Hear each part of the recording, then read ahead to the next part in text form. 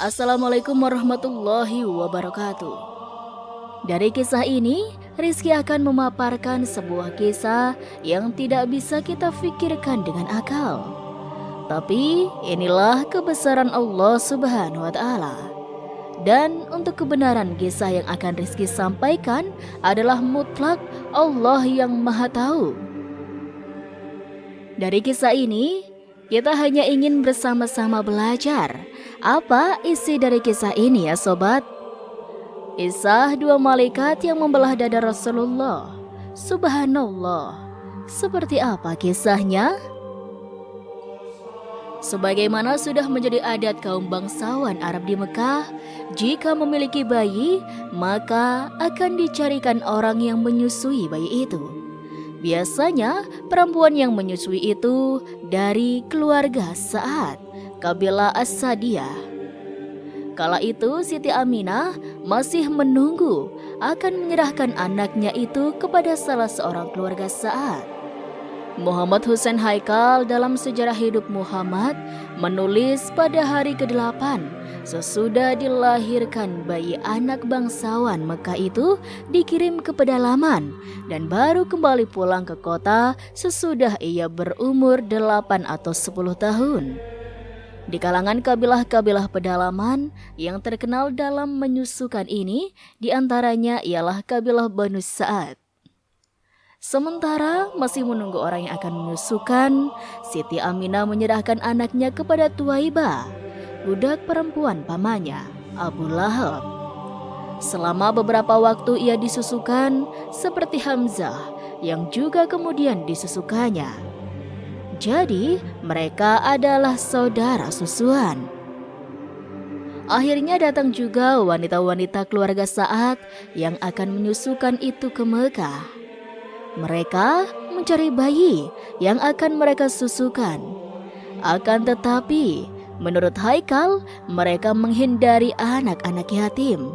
Soalnya dari anak-anak yatim, sedikit sekali yang dapat mereka harapkan.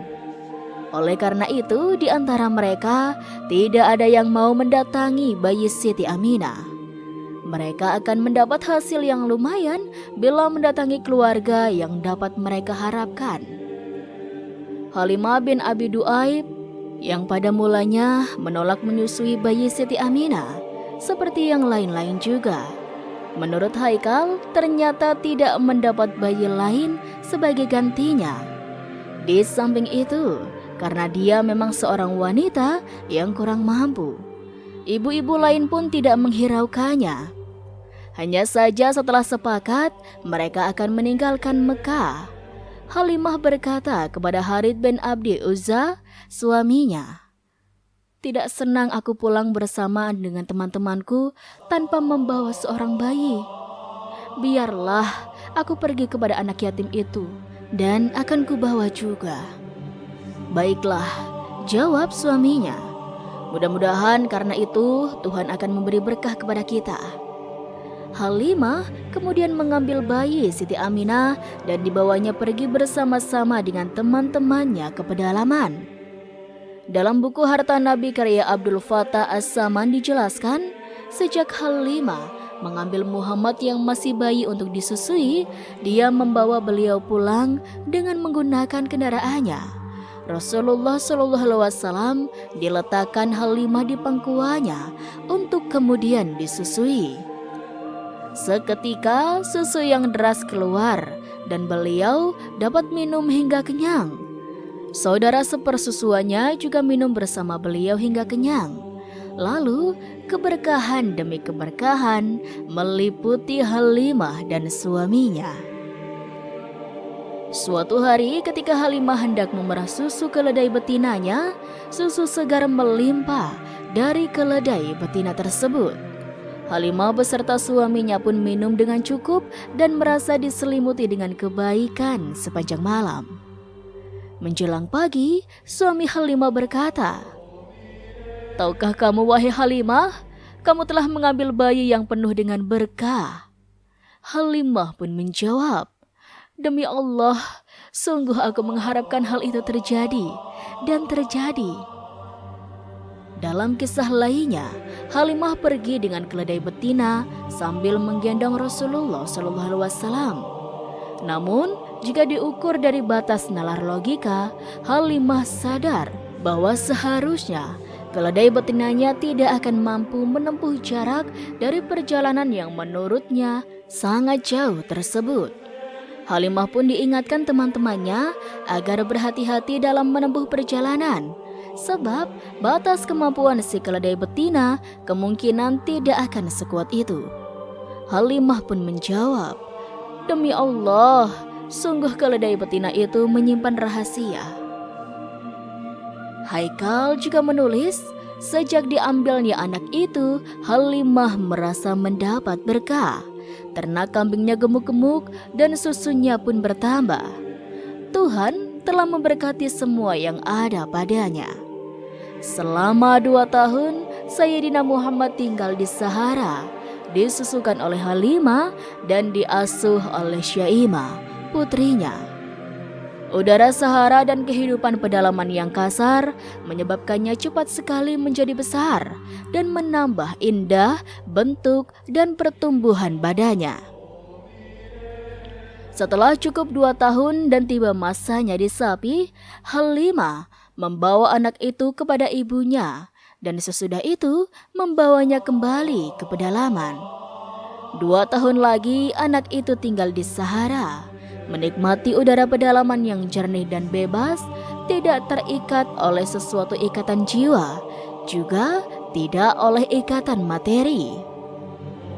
Pada masa itu, sebelum usianya mencapai 3 tahun, ketika itulah terjadi cerita yang banyak dikisahkan. Tatkala Sayyidina Muhammad sedang mengembalakan kambing milik keluarga Halimah, tiba-tiba beliau didatangi 2 malaikat. Lalu keduanya membelah dada beliau dan mengeluarkan bagian yang kotor dari hatinya. Peristiwa ini dijelaskan oleh Anas bin Malik dalam hadis sahih yang diriwayatkan Imam Muslim. Juga telah dijelaskan sendiri oleh Rasulullah SAW dalam sebuah hadis.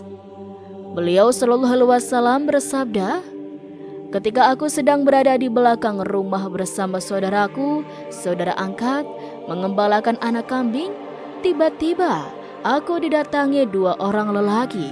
Mereka mengenakan baju putih dengan membawa baskom yang terbuat dari emas penuh dengan es. Kedua orang itu menangkapku, lalu membedah perutku. Keduanya mengeluarkan hatiku dan membedahnya, lalu mereka mengeluarkan gumpalan hitam darinya dan membuangnya. Kemudian keduanya membersihkan dan menyucikan hatiku dengan air itu sampai bersih." Dalam sebuah hadis yang diriwayatkan oleh Imam Ahmad disebutkan, keduanya lalu bersegera mendekati dan memegangiku. Kemudian aku ditelentangkan, kemudian membedah perutku. Kedua malaikat itu mengeluarkan hati dari tempatnya dan membedahnya. Selanjutnya, mereka mengeluarkan 2 gumpalan darah hitam darinya. Kisah pembedahan dada ini diriwayatkan Imam Muslim dalam kitab sahihnya. Meskipun diceritakan secara global, sedangkan sebagaimana sanad yang lainnya, meskipun tidak sahih, tetapi mencapai derajat hasan, sehingga bisa dijadikan hujah atau pegangan. Al-Hafiz Ibnu Hajar Al-Asqalani rahimahumullah mengatakan, semua riwayat yang menjelaskan peristiwa pembedahan dada, pengeluaran hati beliau SAW, dan berbagai peristiwa luar biasa lainnya merupakan hal-hal yang wajib diimani atau diterima dengan lapang dada, tanpa berusaha mengalihkannya dari makna yang sebenarnya. Hanya saja, Haikal mengatakan baik kaum orientalis maupun beberapa kalangan kaum muslimin sendiri tidak merasa puas dengan cerita 2 malaikat ini dan menganggap sumber itu lemah sekali. Pasalnya, yang melihat kedua laki-laki atau malaikat dalam cerita penulis-penulis sejarah itu hanya anak-anak yang baru 2 tahun lebih sedikit umurnya. Begitu juga umur Sayyidina Muhammad waktu itu. Kisah pembelahan dada ini juga terjadi pada malam Isra dan Mi'raj. Imam Al-Qurtubi di dalam kitab Al-Mufin mengatakan pengingkaran terhadap peristiwa pembedahan dada pada malam Isra Mi'raj dan tidak perlu dihiraukan karena orang-orang yang meriwayatkannya adalah orang-orang siqah, terpercaya dan terkenal. Orang yang mengimani peristiwa pembedahan dada pada malam Isra dan Mi'raj semestinya juga harus mengimani peristiwa pembedahan saat beliau Shallallahu Alaihi Wasallam masih kecil. Selama ada dalilnya dan dalil itu layak dijadikan hujah. Haikal menceritakan sementara ia dengan saudaranya yang sebaya sesama anak-anak itu sedang berada di belakang rumah di luar pengawasan keluarganya. Tiba-tiba anak yang dari keluarga saat itu kembali pulang sambil berlari dan berkata kepada ibu bapaknya, "Saudaraku yang dari Quraisy itu telah diambil oleh 2 orang laki-laki berbaju putih.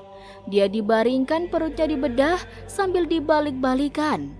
Dan tentang Halimah ini, ia juga menceritakan bahwa mengenai diri dan suaminya ia berkata, "Lalu saya pergi dengan ayahnya ke tempat itu. Kami jumpai dia sedang berdiri, mukanya pucat pasi. Kuperhatikan, lalu kami tanyakan, 'Kenapa kau nak?' Dia menjawab, 'Aku didatangi oleh 2 orang laki-laki berpakaian putih. Aku dibaringkan, lalu perutku dibedah. Mereka mencari sesuatu di dalamnya. Aku tidak tahu apa yang mereka cari.' Halimah dan suaminya kembali pulang ke rumah. Orang itu sangat ketakutan. Selanjutnya dibawanya anak itu kembali kepada ibunya di Mekah. Atas peristiwa ini, Ibnu Ishaq membawa sebuah hadis Nabi sesudah kenabiannya. Tetapi menurut Haikal, dalam menceritakan peristiwa ini, Ibnu Ishaq nampaknya hati-hati sekali dan mengatakan bahwa sebab dikembalikannya kepada ibunya bukan karena cerita adanya 2 malaikat itu, melainkan seperti cerita Halimah kepada Aminah ketika ia dibawa pulang oleh Halimah sesudah disapi. Ada beberapa orang Nasrani Abisinia memperlihatkan Sayyidina Muhammad dan menanyakan kepada Halimah tentang anak itu. Dilihatnya belakang anak itu, lalu mereka berkata, "Biarlah kami bawa anak ini kepada raja kami di negeri kami. Anak ini akan menjadi orang penting. Kamilah yang mengetahui keadaannya." Halimah lalu cepat-cepat menghindarkan diri dari mereka dengan membawa anak itu. Akan tetapi sumber-sumber itu sependapat bahwa Sayyidina Muhammad tinggal di tengah-tengah keluarga saat itu sampai mencapai usia 5 tahun. Selama 5 tahun itu pula, Sayyidina Muhammad menghirup jiwa kebebasan dan kemerdekaan dalam udara Sahara yang lepas itu.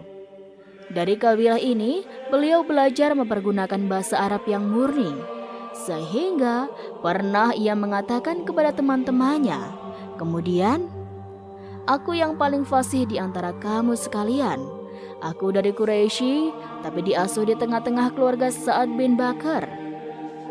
5 tahun masa yang ditempuhnya itu telah memberikan kenangan yang indah sekali dan kekal dalam jiwanya. Demikian juga Ibu Halimah dan keluarganya, tempat dia menumpukan rasa kasih sayang dan hormat selama hidupnya itu. Wallahu a'lam. Dan itulah sobat sedikit kisah kali ini. Kurang lebihnya Rizky mohon maaf. Dan sampai jumpa lagi di kisah-kisah selanjutnya ya sobat. Sekian dari Rizky. Wassalamualaikum warahmatullahi wabarakatuh.